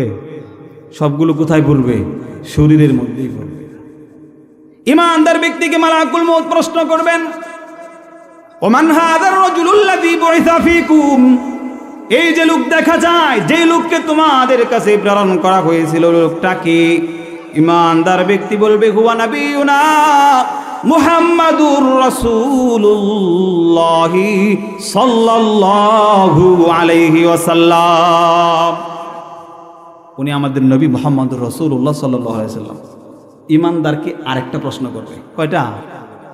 আরেকটা। আর বলবেন যে হুজুর আরেকটা কি? আমরা সারা জীবন শুনে না এলাম, প্রশ্ন 3টা হবে, আপনি আরেকটা বাড়াচ্ছেন। মুহতারাম হাজিরিন, গভীর মনোযোগ দিয়ে বুঝুন। যখন মুমতাহিন যে পরীক্ষা নেয়, ওনার মধ্যে আর যার পরীক্ষা নেয় শিক্ষার্থীর মধ্যে সম্পর্ক হয়ে যায়, নির্ধারিত উত্তরগুলো দিয়ে দেয়, নির্ধারিত উত্তরগুলো দেওয়ার পরও অতিরিক্ত প্রশ্ন করে কি করে না? এর উদাহরণ, বাস্তব উদাহরণ, আমরা যখন বিশেষ জামাতে পড়তাম, বিশেষ জামাতে একটা ক্লাস ছিল কিরাত ক্লাস, অর্থাৎ এটারও পরীক্ষা হইতো 100 নম্বর। কিরাত পরীক্ষা, তেলাওয়াত পরীক্ষা, 3টা প্রশ্ন করতো। তো 3 প্রশ্ন আমার করছি, আমি উত্তর দিছি আলহামদুলিল্লাহ। উত্তর দেওয়ার পরে আমাকে এক্সট্রা প্রশ্ন করে, এক্সট্রা বলতে উত্তর তো হয়েই গেছে, যে তুমি কি নাত পারো, গজল পড়ো? তখন আমি বলছিলাম হুজুর ওরকম পারি না। কোনোটাও কি মুখস্থ নেই? আছে হুজুর, একটু আছে। ওটা শোনাও। এখন আপনাদের কাছে প্রশ্ন হলো, ওই যে অতিরিক্ত নাচ শোনানোর হুজুররা আবদার করেছিল মমতাহিনরা, ওটা কি প্রশ্নের ইন্টারভিউ? ওটা কি প্রশ্ন ছিল? ওটা তো প্রশ্নের মধ্যে ছিল না। পরীক্ষক আর যার পরীক্ষা নেবে, এই দুইজনের মধ্যে যখন সম্পর্ক হয়ে যায়, অর্থাৎ পরীক্ষার্থী যখন নির্ধারিত উত্তরগুলো দিয়ে দেয়, তখন অতিরিক্ত প্রশ্নও পরীক্ষকের পক্ষ থেকে আসতে পারে। ওটা প্রশ্নের মধ্যে অন্তর্ভুক্ত না, ঠিক কিনা? বুঝতে পারছেন সকলেই? মালাকুল মউত, ওই কবরের ফেরেশতারা, 4র্থ প্রশ্ন ইমানদারকে শুধু কাকে? ইমানদারদেরকে। ওমা ইলমু, এই যে উত্তরগুলো সুন্দরভাবে দিয়ে দিলা, জানলা কিভাবে? ইমানদার উত্তর কি দিবে জানেন? করাতু কিতাবাল্লাহ ওয়া আমানতু বিহি ওয়া সাদ্দাকাতু। আল্লাহর কিতাব পড়ছি, সুবহানাল্লাহ বলেন। আল্লাহর কিতাব পড়েছি, না বুঝলে ওলামায়ে কেরামের কাছে গিয়েছি, ওয়া আমানতু বিহি, এটাকে বিশ্বাস করেছি, ওয়া সাদ্দাকাতু, এটাকে তাসদিক করেছি, সত্যায়ন করেছি। এই উত্তরগুলো যখন ইমানদার ব্যক্তি দিয়ে দিবে, আমার বন্ধুগণ গভীর মনোযোগ দিয়ে শুনুন, ফায়ুনাদি মুনাদিম মিনাস সামা, আসমান থেকে আওয়াজ আসবে, আং সাদাকা আবদি, আমার বান্দা সত্য বলেছে, আফরিশুহু মিনাল জান্নাহ, সুবহানাল্লাহ বলেন। আমার এই বান্দাকে দুনিয়ার মানুষ পাতলা কাপড়ে তাকে পাঠিয়ে দিয়েছে, আফরিশুহু মিনাল জান্নাহ, আমার এই বান্দার জন্য জান্নাতের বিছানা বিছিয়ে দাও। ওয়া আলবিসুহু মিনাল জান্নাহ, আমার এই বান্দাকে জান্নাতের পোশাক পরিয়ে দাও। ওয়াফতাহু লাহু বাবান ইলাল জান্নাহ, জান্নাতের দিকে তার দরজাটা খুলিয়ে দাও। সুবহানাল্লাহ। আমার বন্ধুগণ, ইমানদার ব্যক্তির এভাবে কবরের মধ্যে জান্নাতের হাওয়া আসতে থাকবে। আল্লাহ পাক রব্বুল আলামিন এই বান্দাটাকে জান্নাতি বলে ঘোষণা করে দিবেন। মুহতারাম হাজিরিন, নেক আমলগুলো সুন্দর সুন্দর মানুষের আকৃতিতে আসবে, বলে আমি তোমার আমালুকা সালেহ, আমি তোমার নেক আমল, এভাবে সুন্দর আকৃতিতে আসবে।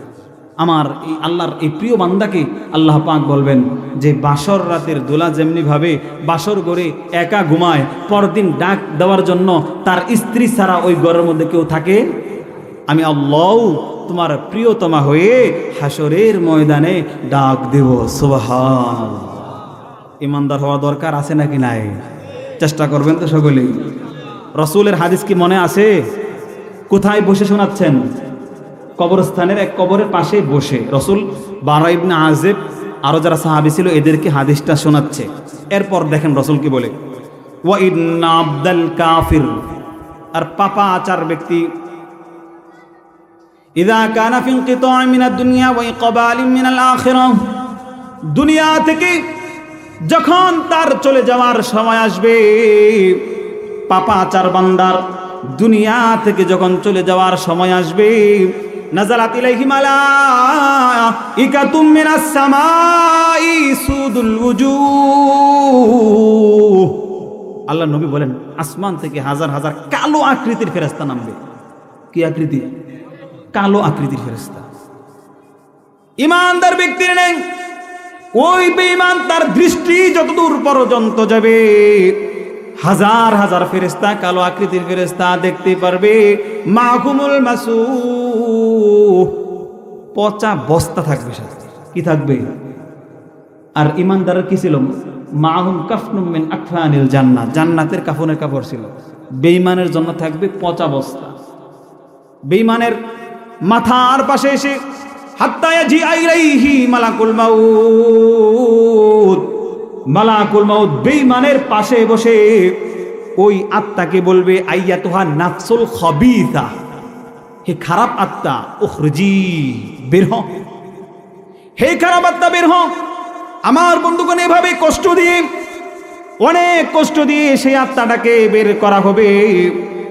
আল্লাহ নবী সাল্লাল্লাহু আলাইহি ওয়াসাল্লাম বলেন, যেমনি ভাবে বিজারুয়ের মধ্য থেকে একটা লোহা বের করা যেমনি ভাবে কঠিন, তুলা থেকে যেমনি ভাবে একটা লোহা যেমনি ভাবে বের করা কঠিন, আমাদের প্রত্যেকের শরীরের প্রত্যেকটি লোমের মধ্যে যদি কাঁটা দিয়ে বিদ্ধ করা হয় কেমন কষ্ট হবে, এর চাইতেও বেশি কষ্ট দিয়ে বেঈমানের জানকে কবজ করা হবে। বলেন নাউজুবিল্লাহ। আমার বন্ধুগণ, এমনি ভাবে যখন ওই রূহটাকে বের করা হবে, মালাকুল মউত তার হাতের কাছে বেশিক্ষণ সময় রাখবে না। ফেরেশতারা ওই ছালার চট দেখিয়ে বিছিয়ে বলবে, এখানে দিয়ে দেন, গন্ধে আর থাকতে পারতেছি না।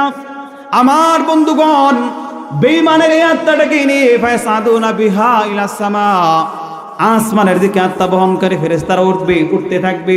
যত ফেরেশতা সামনে থাকবে, ফেরেশতারা বলবে, এটা কার আত্মা, সরাও সরাও, থাকতে পারতেছি না, গন্ধে আর টিকতে পারতেছি না। আমার বন্ধুগণ, প্রথম আসমান পর্যন্ত যখন যাবে, আমার আল্লাহ পাক রব্বুল আলামিন ঘোষণা দিয়ে বলবেন, এই বান্দাটাকে উপরে আর ওঠানোর দরকার না, আর উঠাবে না। উকতুবু কিতাব আবদি ফি সিজ্জিন, এই বান্দার আমল নামাগুলো সিজ্জিনের মধ্যে লিপিবদ্ধ করে দাও। মুহতারাম হাজিরিন, সিজ্জিন হলো একটা খারাপ জগতের নাম, কষ্ট হয় যেখানে, ওই জগতে আমল নামা লিপিবদ্ধ করে ওই রূহটাকে সিজ্জিনের মধ্যে রাখা হবে। গভীর মনোযোগ দিয়ে বুঝবেন, বেঈমানের জানাজা কিন্তু হয়তো আমরা দুনিয়ার মধ্যে পড়ি, দুনিয়ার মধ্যে জানাজা আমরা পড়ি, দাফন দেই বাসতলায় গাছতলায়, রূহ কিন্তু সিজ্জিনের মধ্যে। ওই যে কাফন দাফন যখন হয়ে যায়, জানাজা যখন হয়ে যায়, মানুষ যখন সেখান থেকে চলে আসতে শুরু করে, আল্লাহ পাক রব্বুল আলামিন ফেরেশতাদেরকে ঘোষণা করে বলবেন, ওই বান্দার শরীরের মধ্যে আত্মাটাকে ঢুকিয়ে দাও। আল্লাহর আদেশ অনুযায়ী ওই বান্দার শরীরের মধ্যে, দেহের মধ্যে আত্মা ঢুকিয়ে দেওয়া হবে। যখন আত্মা ঢুকিয়ে দেওয়া হবে, তখন ফায়াতিয়ানিহি মালাকান, দুইজন ফেরেশতা আসবে। চুলগুলো হবে অনেক বড় বড়, মাথার পার পর্যন্ত পড়বে এমন চুল হবে, লম্বা লম্বা, চক্ষু হবে বড় বড়। মুহতারাম হাজিরিন, আবার অনুরোধ করছি, পেছনের ফাঁকা জায়গাগুলো আপনারা, এই সামনের ফাঁকা জায়গাগুলো পূরণ করেন। পেছনে অনেক ভাই আসতেছে, যারা আসতেছে দিনের কথা শুনবে, সুযোগ করে দেওয়া দরকার আছে নাকি নাই? কথা বলেন তো। সুযোগ আমরাই তো করে দেবো একটু, যেহেতু শীতও বেশি, একটু এগিয়ে এগিয়ে বসি, যেন পেছনের বাইকগুলো বসতে পারে। কেউ উঠবো না ইনশাআল্লাহ, কেউ উঠবে না। আমাদের হুজুরের, আমাদের আজকের প্রধান মেহমানের ওয়াজ শোনা ছাড়া কেউ যাবেন না। কারা কারা যাবেন না হাত তুলেন তো দেখি, দেখি হাত উত্তোলন করে দেখান তো দেখি। সকলে, আল্লাহ সকলকে কবুল করুন, সকলে বলেন আমিন। আমি ছেড়ে দিচ্ছি, প্রায় সময় শেষ হয়ে যাচ্ছে। পেছনে ভাইদেরকে বসার সুযোগ করে দেন।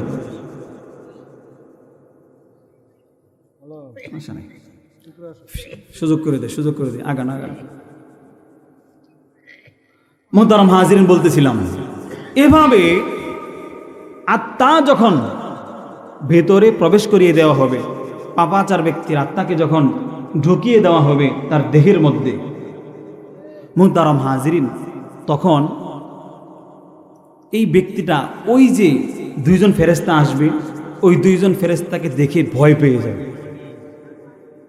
চুলগুলো হবে নিচের দিকে, পাতা পর্যন্ত, পায়ের পাতা পর্যন্ত চুল হবে, চক্ষু হবে বড় বড়। এরকম দেখে ওই গুনাহগার বান্দা, ওই বেঈমান বান্দা ভয় পেয়ে যাবে। কথা বুঝে আসছে তো? মুহতারাম হাজিরিন, ফায়াকুলান লাহু, এর আগে ফায়ুজলিসানিহি, ওই বান্দাটাকে উঠে বসাবেন। বসানোর পর ফায়াকুলান লাহু, ওই দুই ফেরেশতা তিনটা প্রশ্ন করবেন। আওয়াজ করে বলেন, কয় প্রশ্ন? 3 প্রশ্ন করবে। ইমানদারকে যেই 3 প্রশ্ন করেছিল ওই 3 প্রশ্নই করবে, তবে এক্সট্রা অতিরিক্ত প্রশ্নটা করবে না, যেটা ইমানদারের ক্ষেত্রে করা হয়েছিল, ওমা ইলমুক, এটা করবে না। যেহেতু উত্তরই দিতে পারবে না, আবার কোত্থেকে যেন সে এটা কোত্থেকে আসবে। কথা বোঝেন নেই? যখন এই প্রশ্ন করবি, তখন ওই ব্যক্তি উত্তর দিতে পারবে না। বলবে হা হা লা আদরি, হায় আফসোস, হায় আফসোস, আমি জানি না, আমি জানি না, এভাবে বলবে। দ্বিতীয় প্রশ্ন করবে ওমা দীনুক, তোমার ধর্ম কি? ওই ব্যক্তি, বেঈমান ব্যক্তি বলবে হা হা লা আদরি, হায় আফসোস, হায় আফসোস, আমি জানি না, আমি জানি না। 3 নাম্বার প্রশ্ন করবে ওমান হাযার রাজুলুল্লাযী বুইসা ফীকুম, এই যে লোক দেখা যায়, এই যেই লোককে তোমাদের কাছে প্রেরণ করা হয়েছিল, এই লোকটাকে 3 নাম্বার প্রশ্নের উত্তর মুহতারাম হাজিরিন ওই লোকটা দিতে পারবে না, বলবে হা হা লা আদরি, হায় আফসোস, হায় আফসোস, আমি জানি না। এইভাবে 3টা প্রশ্নের উত্তর যখন দিতে পারবে না, ফায়ুনাদি মুনাদিম মিনাস সামা, আসমান থেকে একজন ঘোষক ঘোষণা করবে আনকাযাবা আবদি, আমার এই বান্দা মিথ্যা বলেছে, আমার এই বান্দা মিথ্যা বলেছে। আলবিসুহু মিনান নার, এই বান্দাকে জাহান্নামের আগুনের পোশাক পরিয়ে দাও। বলেন নাউজুবিল্লাহ। ফাফরিশুহু মিনান নার, এই বান্দাকে জাহান্নামের বিছানা বিছিয়ে দাও। ওয়াফতাহু লাহু বাবান ইলান নার, বান্দার কবরের দিকে জাহান্নামের একটা দরজা খুলে দাও। নাউজুবিল্লাহ। মুহতারাম হাজিরিন, গভীর মনোযোগ দিয়ে খেয়াল করুন। পোশাক যদি আগুনের হয়, বিছানাও যদি আগুনের হয়, পোশাক যদি আগুনের হয়, বিছানাও যদি আগুনের হয়, হাওয়াও যদি আগুনের আসতে থাকে, কিভাবে থাকবো? মুহতারাম হাজিরিন, সম্ভব? কথা বলেন, সম্ভব? আল্লাহ বলেন লাহুম মিন জাহান্নামা মিহাদু ওয়া মিন ফাওকিহিম গাওয়াশ, বিছানা হবে আগুনের, নিচে থাকবে আগুন, উপরে ডান্ডা বের নিয়ে থাকবে, আঘাত করবে। ইয়াসিহু সাইহাতান, এমন চিৎকার করবে, ইয়াসমাউহা কুল্লু শাইইন, দুনিয়ার মধ্যে সমস্ত জিনিস চিৎকারের আওয়াজ শুনে, ইল্লা সাকালাইন, 2টা জাতি ব্যতীত, এক হলো মানুষ আর এক হলো জিন। মৃত ব্যক্তিকে এমন আঘাত করা হবে, এমন কষ্ট দেওয়া হবে। শুরুতে বলছিলাম না, আল্লাহ নবী বলছেন একজন বদকারের কবরের মধ্যে কি পরিমাণ শাস্তি হয়, এটা যদি তোমরা জানতে, কখনোই কোনো মাইয়তকে কবরের মধ্যে রাখতে না। এভাবে যখন মুহতারাম হাজিরিন ডান্ডা দিয়ে আঘাত করা হবে, ইয়াসিহু সাইহা, এমন চিৎকার করবে, ইয়াসমাউহা কুল্লু শাইইন, সমস্ত জিনিস শুনতে পারবে, ইল্লা সাকালাইন, জিন এবং মানুষ ছাড়া সমস্ত জিনিস শুনতে পারবে। এজন্য আমার বন্ধুগণ, বদকার ব্যক্তির পোশাক হবে আগুনের, বিছানা হবে আগুনের। বদকার ব্যক্তির কবরের মধ্যে জাহান্নাম থেকে হাওয়া আসতে থাকবে, চতুর্দিকে যখন আগুন হবে, আল্লাহর এই বান্দাকে আমার আল্লাহ পাক রব্বুল আলামিন জাহান্নামী ঘোষণা করে দিবেন। আমার বন্ধুগণ, এজন্য আওয়াজ করে বলুন, আমাদের কি নেককার হয়ে মরা উচিত নাকি বদকার হয়ে? কারা কারা নেককার হয়ে মরার জন্য প্রস্তুত ইনশাআল্লাহ? হাত তুলে দেখান তো। প্রস্তুত যদি হতে চান কি করতে হবে? কথা বলেন। আমল করতে হবে। প্রস্তুত যদি হতে চান কি করতে হবে? আমল করতে হবে। আমালুন সালেহ। শুরুতে যে কথা বলেছিলাম, এই সকলে খেয়াল করেন, যারা ওয়াজ ভালো করে মনোযোগ সহকারে শুনতেছেন বুঝবেন। শুরুতে বললাম না প্রত্যেকেই মারা যাব, বললাম না কুল্লু নাফসিন যায়িকাতুল মাউত, প্রত্যেকে মারা যাব বললাম না? কেন মারা যাবে বলছিলাম, বয়ানের শেষে উত্তর দিন। কথা বলেন ঠিক কিনা? কেন মারা যাবে? আল্লাহ বলছেন প্রতিটা প্রাণীরই মারা যেতে হবে। যেই দেশেরই হোক না কেন, যেই ভাষারই হোক না কেন, যেই বর্ণেরই হোক না কেন, কৃষক হোক না কেন, শ্রমিক হোক না কেন, দেশের প্রধানমন্ত্রী হোক না কেন, দেশের অর্থমন্ত্রী হোক না কেন, যে কোনো বিভাগের মন্ত্রী হোক না কেন, অটো চালক, রিক্সা চালক, প্রত্যেক মানুষ আমরা কি করব? কথা বলেন, কি করব? মারা যাব। কেন মারা যাব? আল্লাহ পাক রব্বুল আলামিন বলেন, ওয়া ইন্নামা তুওয়াফাউনা উজুরাকুম ইয়াউমাল কিয়ামাহ, তোমরা এই জন্য মারা যাবে কেননা তোমাদের কিয়ামতের দিন প্রতিদানগুলো হারে হারে বুঝিয়ে দেওয়া হবে। দুনিয়ার মধ্যে পরীক্ষা হয়, পরীক্ষার 3 ঘন্টা সময় দেওয়া থাকে, কিংবা ধরেন 3.5 ঘন্টা সময় দেওয়া থাকে। পরীক্ষার মধ্যে পরীক্ষার্থী যেমন লিখবে, পরীক্ষার্থী ঠিক তেমনই আশা করে, কথা বলেন ঠিক কিনা? পরীক্ষার মধ্যে যদি ভালো না লিখে রেজাল্ট যেদিন ঘোষণা হয়, কারো চেহারা হাসিতে ফুটে, কারো চেহারার মধ্যে হাসি আসে, কথা বলেন ঠিক কিনা?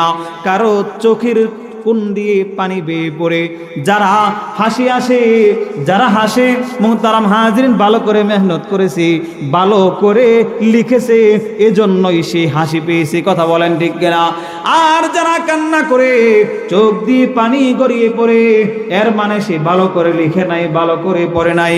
কিন্তু মুহতারাম হাজিরিন, এই জায়গায় গভীর মনোযোগ দিয়ে একটা জিনিস বুঝবেন, দুনিয়ার পরীক্ষার মধ্যে একবার ফেল করলে দ্বিতীয় বছর আবার অংশগ্রহণ করা যায় কি যায় না, কথা বলেন? এসএসসি একবার ফেল করছি, ধরেন 24-এ, 25-এ অংশগ্রহণ করতে পারবে কি পারবে না? কিন্তু আমার বন্ধুগণ, হাসরের ময়দানে কবরের পরীক্ষার মধ্যে, কবরের পরীক্ষার মধ্যে যদি আমরা ফেল করি, প্রথম ঘাঁটি হলো আমাদের কবর। কবরের মধ্যে যদি ফেল করি, আওয়াজ করে বলেন তো, দুনিয়ার মধ্যে আবার এসে ভালো আমল করা যাবে কি যাবে না? যাবে না। একটা জিনিস বুঝলাম, দুনিয়ার পরীক্ষায় অকৃতকার্য হলে, ভালো না লিখলে, ফেল করলে দ্বিতীয়বার আবার পরীক্ষা দেওয়া যায়। কিন্তু কবরের পরীক্ষায় যদি কোনো বান্দা ফেল করে, দুনিয়ার মধ্যে দ্বিতীয়বার এসে আমল করার সুযোগ হয় না। এই জন্য ওই কবরের জন্য, কবরের প্রথম পরীক্ষার জন্য কেমন শক্ত প্রস্তুতি নেওয়া দরকার, চিন্তা করবেন তো ইনশাআল্লাহ। এ প্রসঙ্গে আমি আপনাদেরকে আজকে 2টা বিষয় আমার পক্ষ থেকে বলে যাব, যে কবরের পরীক্ষায় কিভাবে আমরা পাশ করতে পারি। অনেকভাবেই আমরা পাশ করতে পারি, কিন্তু 2টা বিষয় আজকে এখান থেকে আমি আপনাদেরকে জানিয়ে দিব, যেই 2টা বিষয় অবশ্যই ইনশাআল্লাহ আমল করবেন, আল্লাহ তাআলা অবশ্যই আপনাদেরকে কবরের প্রথম পরীক্ষায় পাশ করার তৌফিক দান করবেন। করবেন তো ইনশাআল্লাহ? 1 নাম্বার, কবরের পরীক্ষায় পাশ করতে হলে 1 নাম্বার আমল হলো আমরা আল্লাহকে ভয় করব। কথা বলেন, কি করব? 1 নাম্বার পরীক্ষায় যদি পাশ করতে চাই, আমি যে 1 নাম্বার কবরের পরীক্ষা যদি পাশ করতে চাই, 1 নাম্বার আমাদের আমল হবে আল্লাহকে ভয় করব। কথা বলেন, কি করব? 2 নাম্বার, কবরের পরীক্ষায় যদি আমরা পাশ করতে চাই, 2 নাম্বার আমল আমি আপনাদেরকে আজকে থেকে দিব, যে আপনারা প্রত্যেকেই হালাল রিজিক ভক্ষণ করবেন। কথা বলেন, কি রিজিক ভক্ষণ করবেন? হালাল রিজিক। রাজি আছেন তো ইনশাআল্লাহ? মুহতারাম হাজিরিন, কবরের পরীক্ষায় যদি পাশ করতে চাই, 1 নাম্বার আমি আপনাদেরকে একটা আমল দিতে চাই, সেটা হলো আল্লাহকে ভয় করা। আমার বন্ধুগণ, যদি আল্লাহকে ভয় করার মতো আমরা ভয় করতে পারি, দুনিয়ার জীবনে সমস্ত গুনাহ থেকে বাঁচা আমাদের জন্য সহজ হয়ে যাবে। হযরত ওমর ইবনে খাত্তাব রাদিয়াল্লাহু তাআলা আনহু ইসলামের 2য় খলিফা ছিলেন। কথা বলেন, কয় নাম্বার খলিফা ছিলেন? এই ওমর ইবনে খাত্তাব রাদিয়াল্লাহু তাআলা আনহু উবাই ইবনে কাব রাদিয়াল্লাহু তাআলা আনহুকে জিজ্ঞেস করলেন, তাকওয়া কি জিনিস? কে জিজ্ঞেস করলো? ওমর ইবনে খাত্তাব রাদিয়াল্লাহু তাআলা আনহু উবাই ইবনে কাব রাদিয়াল্লাহু তাআলা আনহুকে জিজ্ঞেস করলেন, তাকওয়া কি জিনিস? উবাই ইবনে কাব রাদিয়াল্লাহু তাআলা আনহু বললেন, আমা সালাক্তা তরিকান যা শাওকিন। হে উমর, দুনিয়ার মধ্যে এমন পথে কি আপনি চলেছেন যেই পথে কাঁটা থাকে, যেই পথে ময়লা থাকে, কাঁটা থাকে, এমন পথে কি আপনি কখনো চলেছেন? ওমর ইবনুল খাত্তাব রাদিয়াল্লাহু তাআলা আনহু বলেন, হ্যাঁ অবশ্যই সালাকতু চলেছি। উবাই ইবনে কাব রাদিয়াল্লাহু তাআলা আনহু ওমর ইবনুল খাত্তাব রাদিয়াল্লাহু তাআলা আনহুকে বললেন, এই কাঁটাযুক্ত পথে আপনি ফামা সালাকতা কাইফা সালাকতা, কিভাবে অতিক্রম করেছেন? ওমর ইবনুল খাত্তাব রাদিয়াল্লাহু তাআলা আনহু বলেন, সাম্মারতু ওয়াজতাহাতু, অনেক কষ্ট করে বেঁচে সতর্কতার সাথে চলেছি, কেননা যেন আমার শরীরের মধ্যে একটা কাঁটা বিদ্ধ না হয়ে যায়, আমার কাপড়ের মধ্যেও কাঁটা বিদ্ধ না হয়ে যায়, এমন সতর্কতার সাথে চলেছি। উবাই ইবনে কাব রাদিয়াল্লাহু তাআলা আনহু বলেন, ফাযালিকা তাকওয়া, হে উমর, এই যে দুনিয়ার মধ্যে কাঁটাযুক্ত পথে আপনি কাঁটার মধ্যে সাবধানতার সাথে অতিক্রম করেছেন, যেন কাঁটা আপনার শরীরের মধ্যে বিদ্ধ না হয়ে যায়, আপনার কাপড়ের মধ্যে যেন কাঁটা বিদ্ধ না হয়ে যায়, এমন ভাবে চলেছেন, এটাই হলো তাকওয়া। অর্থাৎ দুনিয়ার মধ্যে সকালবেলা ঘর থেকে বের হওয়ার পরে রাত পর্যন্ত খালি গুনার উপকরণ, গুনাহ নামক কাঁটা, বেগানা মহিলারা গুনাহ নামক কাঁটা, মুহতারাম হাজির, সুদ হলো গুনাহ নামক কাঁটা, ঘুষ হলো গুনাহ নামক কাঁটা, অন্যকে অন্যায়ভাবে হত্যা করা, অন্যকে অন্যায়ভাবে জুলুম করাও হলো কাঁটা। কোন আল্লাহর বান্দা যদি এই দুনিয়ার মধ্যে এই সমস্ত গুনাহ নামক কাঁটা থেকে বেঁচে পরহেজ করে চলতে পারে, এর নাম হচ্ছে তাকওয়া। এই যে দুনিয়ার মধ্যে বেগানা মহিলারা চলাচল করে, কি করে? কথা বলেন, চলে কি চলে না? চলে। ঠিক তদ্রুপ ভাবে মুহতারাম হাজিরিন, সুদ আছে, ঘুষ আছে, অন্যকে জুলুম করার সুযোগ আছে। এই সমস্ত গুনাহ নামক কাঁটা থেকে কোনো আল্লাহর বান্দা যদি চলাচল করে, অতিক্রম করে, পরহেজ করে বেঁচে থেকে চলে, এই বেঁচে থেকে যেভাবে চললো, এটার নাম হচ্ছে তাকওয়া। এর নাম কি? তাকওয়া। এই জন্য কবরের প্রশ্নে আমরা উত্তীর্ণ হওয়ার জন্য আজকে এই মাহফিল থেকে 1 নাম্বার আমল পেলাম যে আমরা তাকওয়া অবলম্বন করব, আল্লাহকে ভয় করব। আল্লাহকে যদি ভয় করতে পারি, ভয় করার মতো ভয় করতে পারি, ওই ভয় আমাকে দুনিয়ার কোনো গুনাহ করাতে পারবে না। যদিও গুনাহ করায়, গুনাহ আমরা মানুষ বলতেই তো গুনাহ হতেই পারে, গুনাহ যদি হয়েও যায়, ওই আল্লাহর ভয় তওবা করতে বাধ্য করবে। কথা বলেন ঠিক কিনা? 1 নাম্বার তাকওয়া অবলম্বন করব। তাকওয়া অবলম্বন করলে লাভ কি? লাভ হল, আল্লাহ বলেন, ওয়ামাই ইয়াত্তাকিল্লাহ ইয়াজআল লাহু মাখরাজা, যেই ব্যক্তি আল্লাহকে ভয় করবে, আল্লাহ পাক রব্বুল আলামিন দুনিয়া এবং আখিরাতে সমস্ত নিষ্কৃতির পথ বের করে দিবেন। সুবহানাল্লাহ। আমার কথাগুলো বুঝে থাকলে বুঝবেন, সূক্ষ্মতে সূক্ষ্মভাবে বুঝতে হবে আমি কেন তাকওয়ার কথা আনছি। দেখেন, প্রথম যদি আল্লাহকে ভয় করেন, আল্লাহ বললেন 1 নাম্বার পুরস্কার হলো দুনিয়া এবং আখিরাতের মধ্যে যত বিপদ আপদ আছে, সমস্ত বিপদ আপদ থেকে আল্লাহ নিষ্কৃতির পথ বের করে দিবেন। এখন আপনাদের কাছে আমার প্রশ্ন হলো, বিপদ কি শুধু দুনিয়াতেই হয় নাকি আখিরাতেও হয়?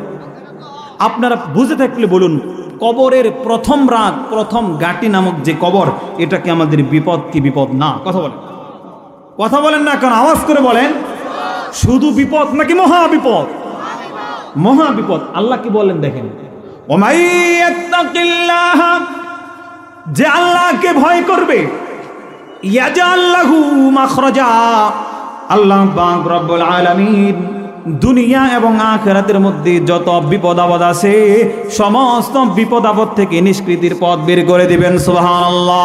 ওয়ারযুকুহু মিন হাইসু লা ইয়াহতাসিব, এই বান্দাকে আল্লাহ পাক রব্বুল আলামিন এমন জায়গা থেকে রিজিকের ব্যবস্থা করে দিবেন, বান্দা কল্পনাও করতে পারবে না অমুক জায়গা থেকে রিজিক আসতে পারে। এজন্য কবরের প্রথম গাঁটিতে পাশ করতে হলে 1 নাম্বার কাকে ভয় করব? চিৎকার করে বলেন। সম্মানিত হাজিরিন, আমাদের প্রধান মেহমান আমাদের ওস্তাদুল্লাহ হুজুর এসে পড়ছেন, এই জন্য সংক্ষিপ্ত করে দিচ্ছি। তো কবরের প্রথম গাঁটিতে পাশ করতে হলে 1 নাম্বার কি করব? আওয়াজ করে বলেন, আল্লাহকে ভয়। 2 নাম্বার, কবরের গাঁটিতে মুহতারাম হাজিরিন, যদি আমরা উত্তীর্ণ হতে চাই, যদি আমরা পাশ করতে চাই, হালাল রিজিক ভক্ষণ করতে হবে। কেননা হালাল রিজিক যদি ভক্ষণ না করা হয়, আল্লাহ নবী সাল্লাল্লাহু আলাইহি ওয়াসাল্লাম বলেন, মান ইশতারা থাওবান বিআশরাতি দারাহিম ওয়া ফীহি দিরহামুন হারামুন লাম ইয়াকবালিল্লাহু তাআলা লাহু সালাতান মা দাম আলাইহি। যেই ব্যক্তি 10 দিরহামে একটা কাপড় ক্রয় করলো, যেমন ধরেন 10 টাকা একটা কাপড় ক্রয় করলেন, 10 টাকার মধ্য থেকে একটা টাকা হলো আপনার হারাম, লাম ইয়াকবালিল্লাহু তাআলা লাহু সালাতান মা দাম আলাইহি। ওই 1 টাকা হারাম হওয়ার কারণে যতক্ষণ পর্যন্ত হারাম টাকায় কেনা জামা শরীরের মধ্যে থাকবে, আল্লাহ পাক রব্বুল আলামিন নামাজ রোজা সহ অন্য কোনো ইবাদত কবুল করবেন না। অনেক হাদিসের মধ্যে বলেন, লা ইয়াদখুলুল জান্নাতা লাহমুন গুযিয়া বিল হারাম। হারাম ভক্ষণ করে যেই শরীর হয়, যে গোশত হয়, যে রক্ত হয়, যে মাংস হয়, সেটা জান্নাতে প্রবেশ করবে না। এই জন্য মুহতারাম হাজিরিন, আজকে আমার আলোচ্য বিষয় হলো, যে আলোচনা বিষয় নিয়েছিলাম যে বদকার এবং নেককারের মৃত্যু। আমরা মুহতারাম হাজিরিন রাসূলের সেই বারা ইবনে আযিব রাদিয়াল্লাহু তাআলা আনহু থেকে সেই হাদিস অনুযায়ী জানলাম বদকারের মৃত্যু কেমন হবে, নেককারের মৃত্যু কেমন হবে। আল্লাহ পাক রব্বুল আলামিন আমাদের সবাইকে নেককার হিসেবে কবুল করুন, সকলে বলেন আমিন। 2 নম্বর কবরের প্রথম ঘাটিতে পাশ করতে হলে 2টা বিষয় আমাদের আমল করা জরুরি। অনেকগুলো বিষয় জরুরি, আমি আপনাদের সামনে 2টা বিষয় উপস্থাপনা করেছি। 1 নম্বর হলো আল্লাহকে ভয় করার মতো ভয় করা, 2 নম্বর হালাল রিজিক অন্বেষণ করা। আল্লাহ পাক রব্বুল আলামিন আমাদের সবাইকে মুত্তাকি হিসেবে কবুল করুন, সকলে বলেন আমিন।